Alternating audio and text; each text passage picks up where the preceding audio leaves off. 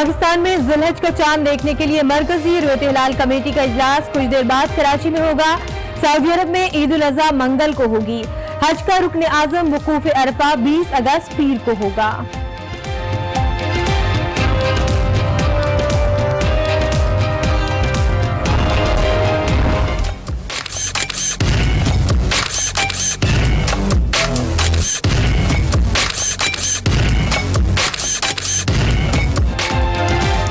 कुर्बा करीब आ गई। सुन्नत इब्राहिमी की अदायगी का जज्बा। छुट्टी के दिन मुल्क भर की मवेशी मंडियों में खरीदारों का रश। बकरे, दुम्बे, गाय, बैल और ऊंट की तलाश।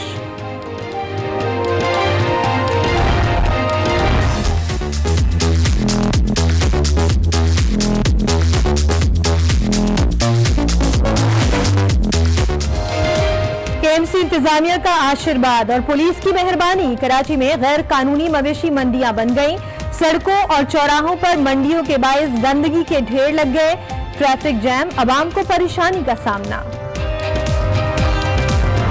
आजादी मुल्क का कोना कोना कौमी रंग में रंग गया।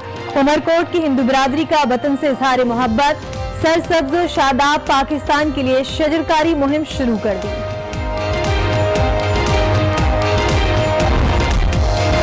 नौमुंतखब कौमी असम्बली का पहला इजलास कल सुबह 10 बजे होगा।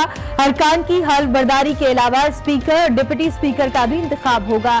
सिंध, खैबर पख्तूनख्वा और बलूचिस्तान असम्बलियों के इजलास भी कल होंगे। तहरीक इंसाफ के नामजद स्पीकर कौमी असम्बली असद कैसर का फहमीदा मिर्जा को टेलीफोन। हिमायत मांग ली। साबिक स्पीकर ने भी ताबुन की यकीन दहानी करा दी।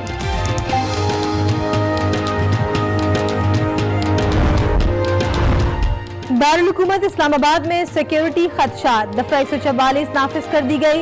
इतलाक 2 माह तक होगा। नोटिफिकेशन जारी कर दिया गया।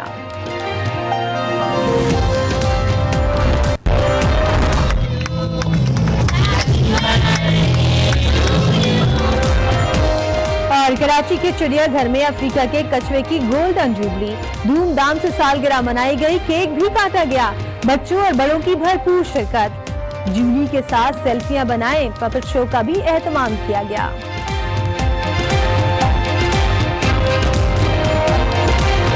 आपको खबर देंगे, तहरीक इंसाफ का वफ़द सियासी रहनुमाओं से मुलाकात के लिए पार्लियामेंट लॉजेस पहुंच गया है। PTI वफ़द पीपल्स पार्टी और MKM के रहनुमाओं से मुलाकात करेगा। इसी हवाले से अपडेट हासिल करेंगे आज न्यूज के नुमाइंदे अली फुरकान से।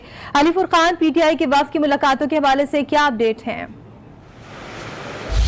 जी बिल्कुल, असद कैसर जो कि उम्मीदवार हैं स्पीकर के PTI की तरफ से, वो वफ्द के हमरा जो है वो पार्लियामेंट लॉजेस में पहुंचे हैं। MKM के वफ्द के साथ उनकी मुलाकात हुई है। डॉक्टर खालिद मकबूल सदीकी और दीगर MKM के जो रहनुमा हैं उनके साथ उनकी बातचीत हुई और बुनियादी तौर के ऊपर स्पीकर के इंतखाब के हवाले से जो है वोट की जो है वो हमायत मांगी गई है उनसे, MKM से, जो कि उन्होंने उनको यकीन दहानी करवाई है। इसके बाद अभी जो है वो PTI के इस वफ्द की मुलाकात जो है वो पीपल्स पार्टी के रहनुमाओं से जारी है। खुर्शीद शाह, शेरी रहमान, नवीद कमर जो है वो बातचीत कर रहे हैं। ये एक रवायत रही है, जो भी स्पीकर का उम्मीदवार होता है वो दीगर सियासी जमातों के पास जाता है, चाहे वो उनकी इत्तेहादी जमातें होती हैं या उनकी अपोजिशन जमातें होती हैं, उनसे अपनी हमायत में अपने वोट के हवाले से जो है वो उनको दरख्वास्त करता है। पीपल्स पार्टी के वफ्द को PTI के जो रहनुमा है उन्होंने दावत भी दी है, जो कि वजारत उज़्मा की हल्फ बर्दारी की तकरीब होगी।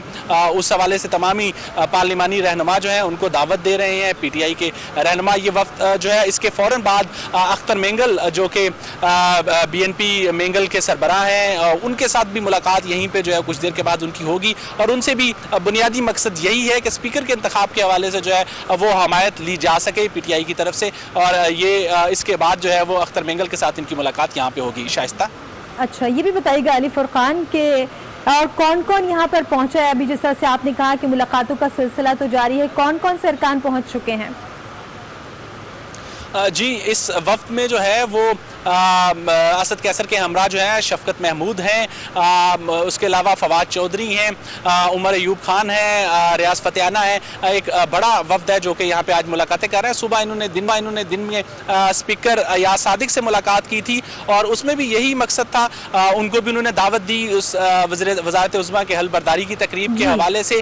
और अब जो है वो उसके बाद जो है यहाँ पे MKM के साथ मुलाकात हुई है, पीपल्स पार्टी, और उसके बाद BNP मिंगल के साथ मुलाकात होगी। इसके अलावा भी उनकी कोशिश है कि दीगर जो रहनुमा यहाँ पे मौजूद हैं सियासी जमातों के, जमहूरी वतन पार्टी के सरबराह शाहजैन बुगटी के साथ भी जो है वो उन्होंने रब्ता करने की कोशिश की है। दीगर जो रहनुमा सियासी जमातों के जो दस्तयाब होंगे उनके साथ मुलाकात करेंगे, चूँकि कल सुबह में असम्बली का अहम तरीन इजलास है जिसमें हल बर्दारी होनी है और आज जो है वो सियासी जमातें जो है वो मसरूफ हैं। कल सुबह में मुख्तलिफ सियासी जमातों की पार्लिमानी। फिलहाल के लिए आपका बहुत शुक्रिया। नामुंतखब अरकान असम्बली की पार्लियामेंट सेक्रेटेरिएट आमद का सिलसिला जारी है। आसिफ जरदारी और बिलावल भुट्टो भी कौमी असम्बली सेक्रेटेरिएट पहुंचे हैं और सहूलत सेंटर में रजिस्ट्रेशन करवाई है। नामुंतखब अरकान असम्बली की पार्लियामेंट सेक्रेटेरिएट आमद का सिलसिला जारी है और आसिफ अली जरदारी और बिलावल भुट्टो जरदारी भी पहुंचे हैं। आपसे कुछ देर पहले कौमी असम्बली सेक्रेटेरिएट और सहूलत सेंटर में रजिस्ट्रेशन भी करवाई है। ये मनाजिर आप देख सकते हैं आज न्यूज के स्क्रीन पर। बिलावल भुट्टो जो कि सहूलत सेंटर पहुंचे हैं और रजिस्ट्रेशन करवाई है। नामजद गवर्नर सिंध इमरान इस्माइल कराची एयरपोर्ट पर मीडिया से गुफ्तगू कर रहे हैं, आइए देखते हैं। शहजाद कुरैशी, इम्तियाज हमारे यूएस के प्रेसिडेंट, सारे दोस्तों का बहुत तहे दिल से शुक्रगुजार हूँ और मैं मशकूर हूँ अपने चेयरमैन का, इमरान खान का, जिन्होंने मुझे इस बड़ी जिम्मेदारी के काबिल समझा। और मेरी ख्वाहिश होगी कि मैं तमाम जमातों को, जो सिंध के स्टेक होल्डर जमातें हैं, उन्हें साथ लेकर चलें। जो हमारे नजरियाती खिलाफात थे वो अपनी जगह, लेकिन हम चाहते ये हैं कि वफाक मदद करना चाहता है सिंध की, जो सिंध बहुत एक ठुकराया हुआ डिप्राइव्ड सूबा रह गया है, पूरे पाकिस्तान से पीछे हो गया है, उसकी तरक्की में अपना हिस्सा डालना चाहता है वफाक। इमरान खान साहब को जिस तरह कराची ने मोहब्बत और खुलूस और दिल से वोट दिया, उस मोहब्बत को लौटाना चाहते हैं। कराची के मसाइल में कमी करना चाहते हैं, पानी के प्रोजेक्ट्स को लाना चाहते हैं और कोशिश होगी कि मैं बात करूंगा कि हमारे साथ MKM और GDA तो हमारे साथ है। मेरी कोशिश होगी कि इन तरक्याती मंसूबों में हमारे साथ पीपल्स पार्टी भी शामिल हो जाए, क्योंकएक सब इस खास तौर से सूबा सिंध की तरक्की में अपना हिस्सा डालना चाहते हैं। मेरा ये एम है। सर नाराज मेरा ये एम है कि जो इमरान खान साहब का प्लान है सिंध के बारे में, उसको मनोमन इम्प्लीमेंट किया जाए, ट्रांसपेरेंसी को यकीनी बनाया जाए, थर्ड पार्टी ऑडिट कराया जाए हर मंसूबे का, और मेयर कराची को साथ लेकर चला जाए। हमारी कोशिश होगी कि इस 5 साल में हम बल्दियाती इदारों को मजबूत करें, मेयर से नीचे काउंसलर तक इख्तियारात की मुंतकली को यकीनी बनाएं, और जो फंड्स हैं वो इलाके की मोहल्ले कमेटियों के थ्रू खर्च किए जाएं, ताकि इसमें 2 चीजें वो मुमकिन बना सकें कि एक तो ट्रांसपेरेंसी और दूसरे काम की रफ्तार को यकीनी बनाना। ये मेरे अज़ाइम हैं। मुझे जो खान साहब ने टारगेट दिए हैं वो यही है। ज़ाहिर करप्शन का खात्मा हमारा नंबर 1 एजेंडा है, था और रहेगा, क्योंकि करप्शन के खात्मे के बगैर तरक्की मुमकिन नहीं है। मैं गवर्नर की हैसियत से कोशिश करूंगा कि तमाम लोगों को, तमाम शहरों को, देही और अर्बन सेंटर्स को साथ लेकर चला जाए। साहब आप तो नामजद तो हो ही गए, आप ये बताइएगा कि अपोजिशन में आप बैठे हुए होंगे, क्या अभी अपोजिशन लीडर जो है उसके बारे में बता दें कि वो कौन होगा? गलत बात है यार, प्रेस कॉन्फ्रेंस चल रही है। 2 मिनट PTI की जानिब से अब अपोजिशन लीडर के हवाले से एक तो बता दें, क्योंकि गवर्नर ने आपके पास जो सारी बात होगी कौन है कौन नहीं है, किसका नाम सामने आ रहा है, और दूसरा ये कि पीपल्स पार्टी के साथ किस तरह से चलना आप चाहते हैं, क्योंकि अब तक तो आपने पीपल्स पार्टी के ऊपर हमेशा धांधली की, हमेशा उनके ऊपर आपने करप्शन की उंगली उठाई।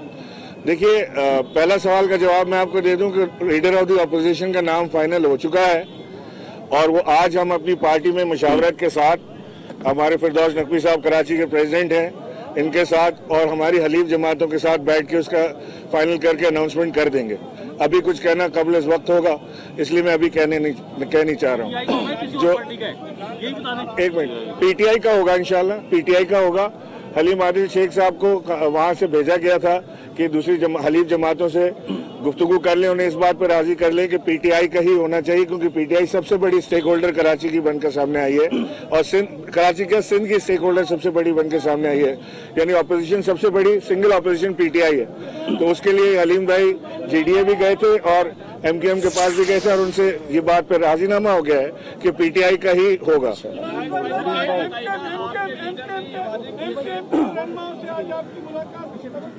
मेरी मुतवक्किल थी, लेकिन अभी पहले मैं अपनी पार्टी के मशावरत के बाद कल उनसे मुलाकात करूंगा। ये बताइएगा कि यहाँ पे गवर्नर रहे हैं एक आदमी खान, क्या आप इशरत खान के पैटर्न पे गवर्नर रहेंगे या मोहम्मद जुबैर के पैटर्न पे गवर्नर रहेंगे? हम नए ट्रेंड सेट करेंगे, हम नए ट्रेंड सेट करेंगे और हम आपको हकीकी मायने में ये बताएंगे कि इमरान खान का प्रोग्राम, पाकिस्तान तहरीक इंसाफ का प्रोग्राम कैसे इम्प्लीमेंट हो सकता है और बिल्कुल ट्रांसपेरेंसी के साथ। और आप सब लोगों से मेरी दरख्वास्त है कि बिल्कुल एक एक मंसूबे के पीछे रहें, ढूंढे कहीं से अगर कोई चीज़ निकलती है, हमारा आदमी करता है तो, मुखालिफ करता है तो, लेकिन आपकी मदद दरकार रहेगी इसमें ट्रांसपेरेंसी को यकीनी बनाने के लिए। आपके लीडर ने ये वादा किया था कि गवर्नर हाउस को बुलडोज करूंगा, बुलडोज का वादा गवर्नर हाउस में बुलडोजर चलाएंगे, आप गवर्नर हाउस में रहेंगे, कहाँ रहेंगे, बुलडोज करेंगे, क्या करेंगे?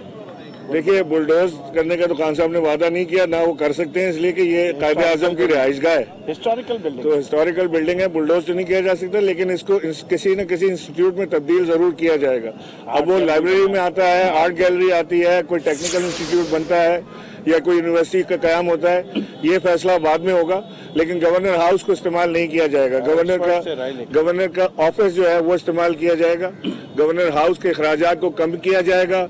मेरे बहुत सारे प्लान्स हैं जो मैं खान साहब के साथ शेयर किए हैं, आप लोगों के साथ भी शेयर करूंगा। इस गवर्नर हाउस को पब्लिक के लिए खोलूंगा इंशाल्लाह, पब्लिक विजिट कर पाएगी, टूर्स होंगे इसके अंदर जैसे व्हाइट हाउस में होते हैं, उससे इनकम जनरेट होगी और इसको कॉम्पनसेट करूंगा। इससे जिस हद तक मुमकिन है इसके अखराजात में कमी करूंगा इंशाल्लाह। ये बताइए, हमने आपको पहले ही गवर्नर मान लिया, जो साबका गवर्नर साहिबान थे वो सिर्फ कराची हद तक रहते थे, अंदरूने सिंध जो हालत है, सूरत हाल है, जो तालीम की, सेहत की, उसको देखने के लिए गवर्नर साहिबान नहीं जाते थे। आपका क्या प्लान है? मेरा प्रोग्राम तो ये है कि मैं बहुत मुतारिक गवर्नर रहूंगा, मैं एक जगह पे स्टेशन नहीं रहूंगा, पूरे सिंध के एक एक अजला में जाऊंगा, ये मेरी ख्वाहिश है और कोशिश भी इंशाल्लाह ये होगी और आपको शुरू के चंद माह में नजर आ जाएगी मेरी कोशिश। मेहरबानी, बहुत शुक्रिया। नामजद गवर्नर सिंध इमरान इस्माइल कराची एयरपोर्ट पर मीडिया से गुफ्तगू कर रहे थे। उन्होंने कहा कि गवर्नर हाउस को पब्लिक के लिए ओपन किया जाएगा, सूबे सिंध की तरक्की में हिस्सा डालना चाहते हैं और मेयर